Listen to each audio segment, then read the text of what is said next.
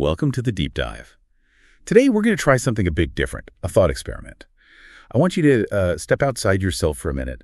Imagine you're an alien, totally new to Earth, and you're observing us, humans, Homo sapiens. What would strike you as, well, just plain weird?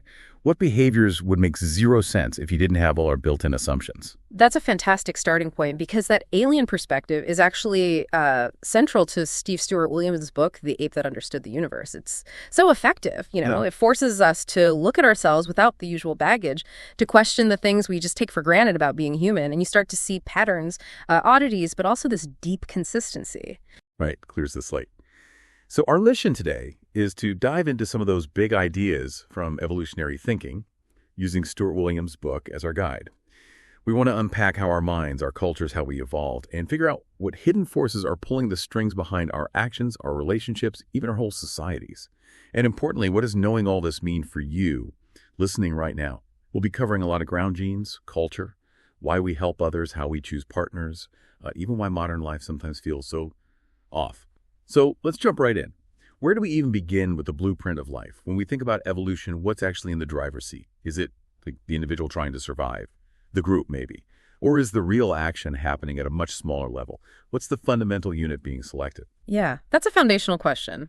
And Stewart-Williams argues pretty strongly, especially for long-term adaptation, that the gene is the key unit. The logic is, well, quite straightforward when you think about it.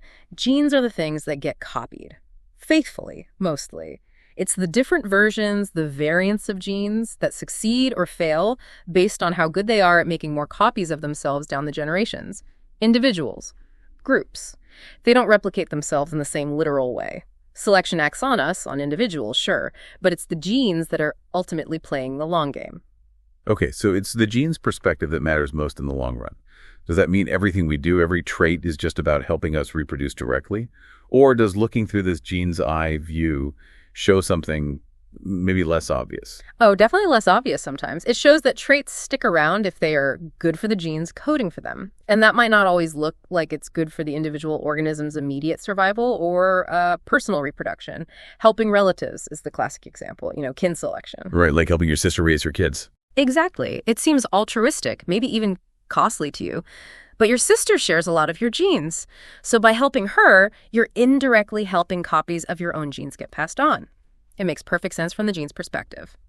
This view even explains some really weird biological phenomena like a segregation disorder genes. Think of them as kind of cheating genes that manipulate the system to get into more than their fair share of sperm or eggs, even if it slightly harms the organism overall. Wow, like tiny rebels inside us. Sort of, yeah. It all reinforces this idea of the organism as a gene machine. A vehicle, beautifully complex, but ultimately designed by natural selection to be really, really good at one thing, replicating the genes that built it. Okay, that's a powerful, if maybe slightly unsettling idea. A gene machine.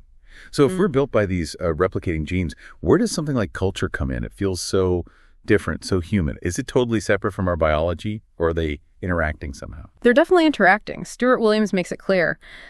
Biological evolution and cultural evolution are different processes, but they're locked in this constant, intricate dance.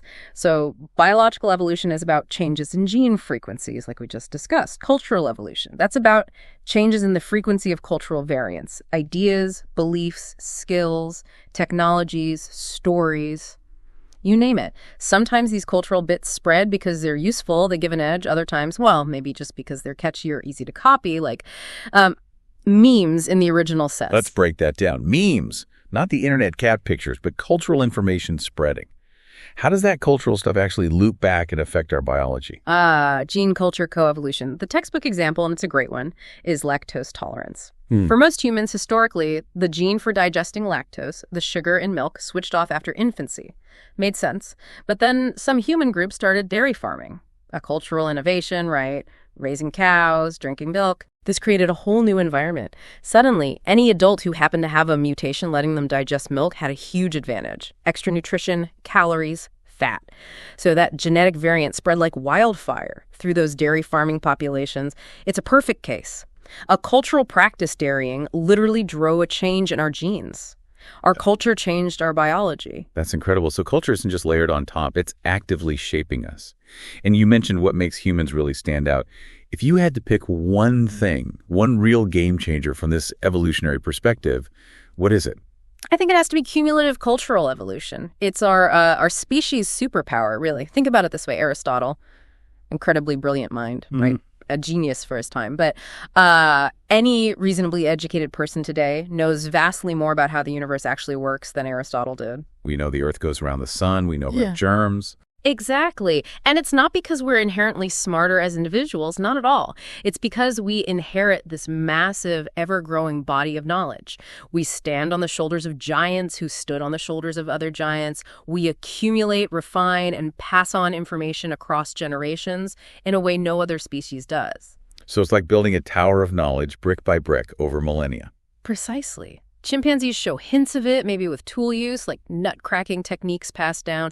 But the scale, the complexity in humans, it's just orders of magnitude different. This connects to dual inheritance theory, right? The idea we inherit two streams of information, genes and culture.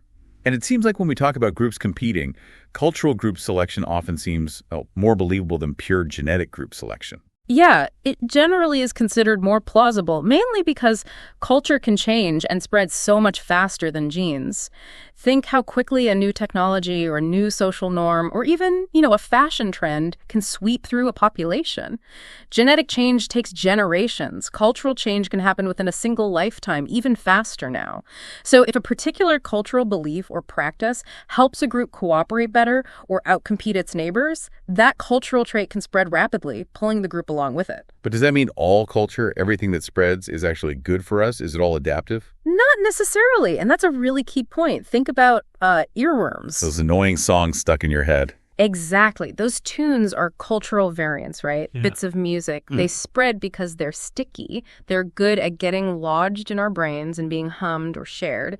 They don't spread because they offer some deep survival advantage or make the group stronger. They're just contagious ideas exploiting our cognitive wiring. So some cultural things are adaptive, some are neutral, and some might even be maladaptive, but they spread anyway just because they're good at spreading. Okay, that makes sense. Culture isn't always working for us. Sometimes it's just spreading.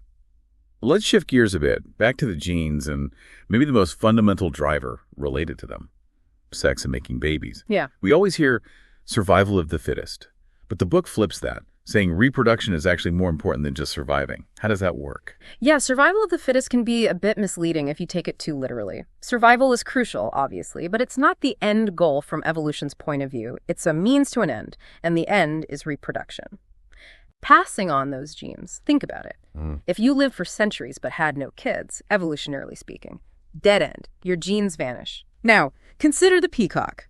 That enormous flashy tail, it's a huge liability for survival, right? Makes it harder to fly, easier for predators to spot. Definitely seems like a bad idea for staying alive. But it's incredibly attractive to peahens. It screams, I have good genes, I can afford this handicap. Yeah. So even though it shortens the male's life, it dramatically increases his chances of mating and passing on the genes for that tail. That's sexual selection, a key part of Darwin's insight. Sometimes traits evolve that are bad for survival but great for reproduction. Reproduction trumps survival in the evolutionary calculus. So reproduction is the ultimate bottom line. How does this apply to understanding differences between the sexes, especially in humans? Where do those differences come from biologically? The real starting point for species where parents do more than just contribute an egg or sperm is parental investment theory, proposed by Robert Trivers. It looks at what each sex has to invest, minimum, to produce an offspring, and crucially, the maximum number of offspring each sex could potentially have. In mammals, including us, females invest way more physiologically long gestation, lactation. That limits their maximum reproductive output. Males. Their minimum investment can be tiny, and their potential maximum number of offspring is much, much higher. Okay. This difference creates different selection pressures. Generally, the sex with the lower potential output and higher obligatory investment females in mammals becomes the choosier sex, and the sex with the higher potential output males tends to compete more intensely for access to mates. And we see that in humans. We do see echoes of it, absolutely. On average, human males do show more interest in casual sex, more sexual variety, tend towards more physical competition and risk-taking related to status. But here's the crucial human twist. Human babies are incredibly helpless for an incredibly long time. They require enormous investment after birth. This selected for unusually high male parental investment compared to most other mammals. Fathers became important caregivers, and that fostered the evolution of things like long-term pair bonding, love, and intense biparental care. It's a more complex picture than in many other species. That leads right into the whole complex discussion around sex versus gender. It's often presented as this strict biological sex versus socially constructed gender. How does Stewart-Williams approach this? Should we keep them totally separate, or are things like psychological traits part of our biology too? He argues against creating this super rigid wall between biological sex and psychological or behavioral traits often labeled as gender. Our psychology is part of our phenotype, the observable characteristics shaped by genes and environment, just like our height or eye color. So talking about sex differences in, say, aggression or interest in casual sex is just describing an observable correlation with biological sex. It doesn't by itself say it's 100% genes or 100% culture. It's almost always both. So the label itself shouldn't prejudge the cause. Exactly. Keep the description neutral. The origins, nature, nurture, or usually the interaction are a separate scientific question. And the evidence against purely social explanations for all observed average differences is pretty strong. You see surprising consistency across vastly different cultures. Some traits persist despite strong social pressure trying to change them, like societies trying to stamp out male desire for sexual variety. You find correlations with prenatal hormone exposure, and you see similar patterns in other species where the parental investment dynamics are comparable.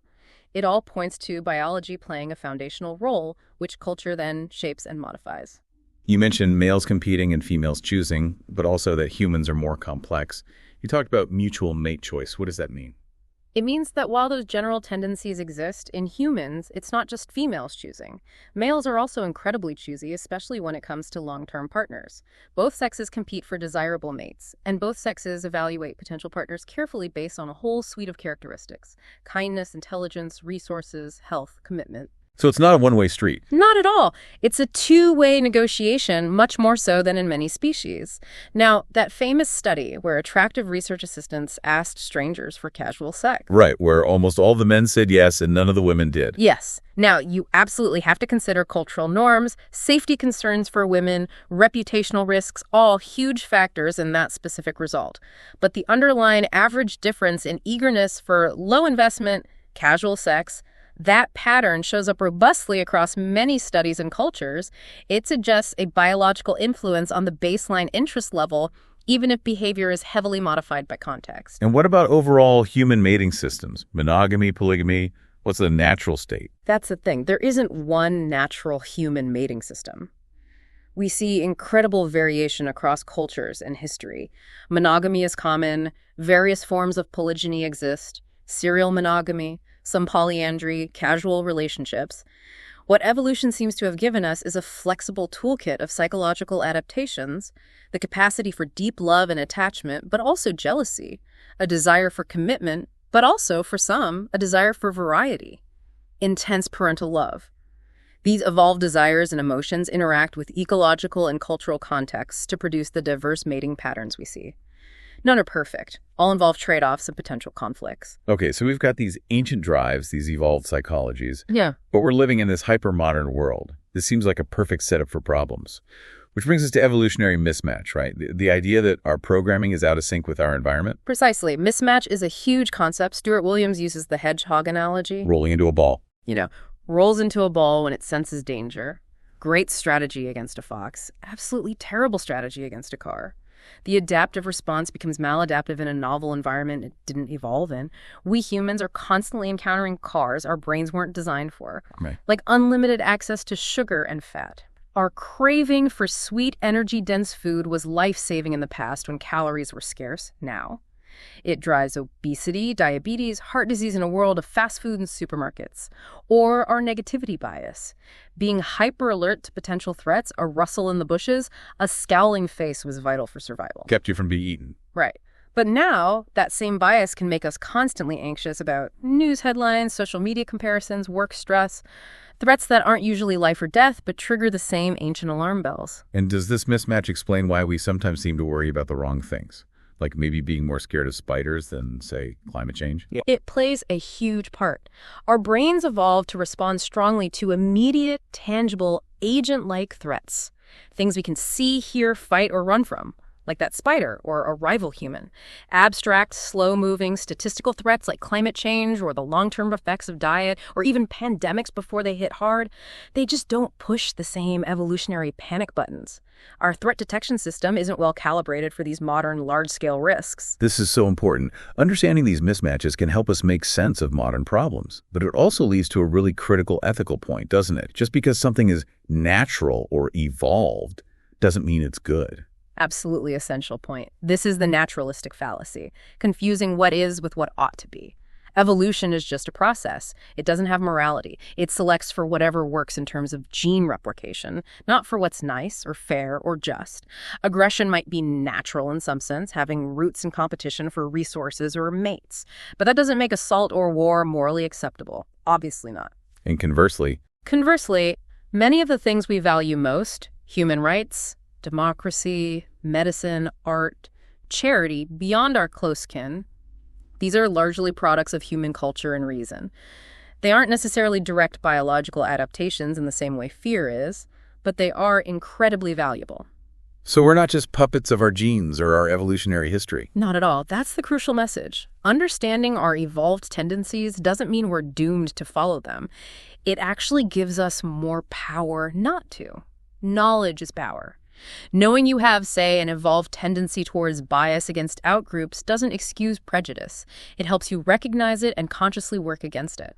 We see massive cultural changes over time, like a long-term decline in violence rates in many parts of the world, documented by people like Steven Pinker. That's largely culture, institutions, and reason overriding or redirecting older impulses.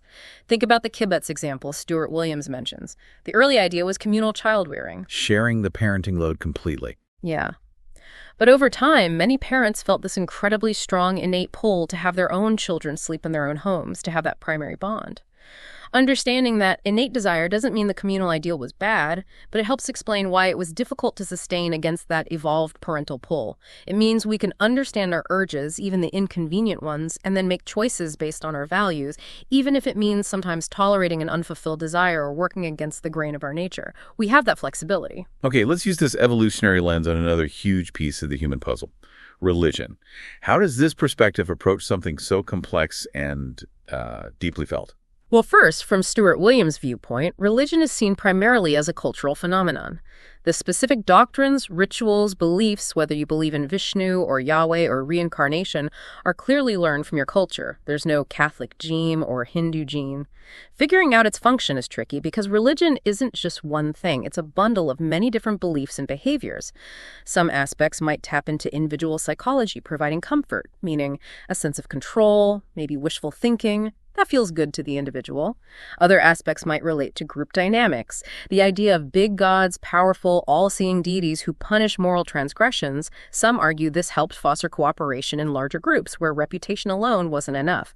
That's a cultural group selection argument. So gods as supernatural police officers. Sort of, yeah. That's one hypothesis. But then you have religious practices like lifelong celibacy or martyrdom. These seem terrible for the individual's genes, right? And maybe not obviously great for the immediate group either. They might spread simply because they are very effective memes, ideas that are particularly good at getting themselves copied and passed on, perhaps by creating highly committed followers who are very effective at proselytizing. Like those earworms again, but much more consequential. So it could be a mix of individual comfort, group glue, and just plain catchy ideas. Mm-hmm. What about the idea that religion isn't an adaptation itself, but a byproduct of other things our minds evolved to do? That's the byproduct hypothesis, and it's quite compelling. It suggests religion emerges from a convergence of several ordinary cognitive functions that were adaptive for other reasons. One big one is HADD, hyperactive agency detection device, our tendency to see agents' minds' intentions everywhere. Like thinking the wind slamming a door is someone entering. Exactly. Better to assume agency and be wrong than miss a real agent, like a predator or rival. So we evolved to be overly sensitive to detecting agents. Combine that with theory of mind, our ability to understand that others have beliefs, desires, intentions. We can then attribute minds to unseen things, spirits, gods. Add our capacity for abstract thought, asking big why questions. Why are we here? What happens after death? Religion often provides ready-made answers that fit neatly with these cognitive biases and existential concerns. So religion arises not because it was directly selected for, but because it hijacks or emerges naturally from these other useful mental tools. That makes a lot of sense. It builds on what's already there. There's a line in the book somewhere, I think, suggesting culture influences us, but it doesn't just invent things from nothing. There's usually some innate push it works with. Does that connect here? Yeah, I think that quote, or the idea behind it, applies well here, but needs context. He wasn't saying culture never creates novel things. But often when we look at powerful, widespread cultural patterns like favoring kin or seeking status, or indeed some core elements of religious thought, they aren't just arbitrary inventions. Culture takes an existing, evolved psychological tendency, an innate push or predisposition, and then shapes it, amplifies it, channels it, sometimes exaggerates it, sometimes suppresses it. It's not creating the desire to favor family out of thin air. It's building upon an innate tendency rooted in kin selection. It's not inventing the idea of agency from scratch. It's building on our hyperactive agency detection. Culture works with our nature as well as against it sometimes. This whole conversation has been, wow, really mind-expanding. Taking this deep dive, looking at ourselves through this evolutionary lens, it changes how you see things.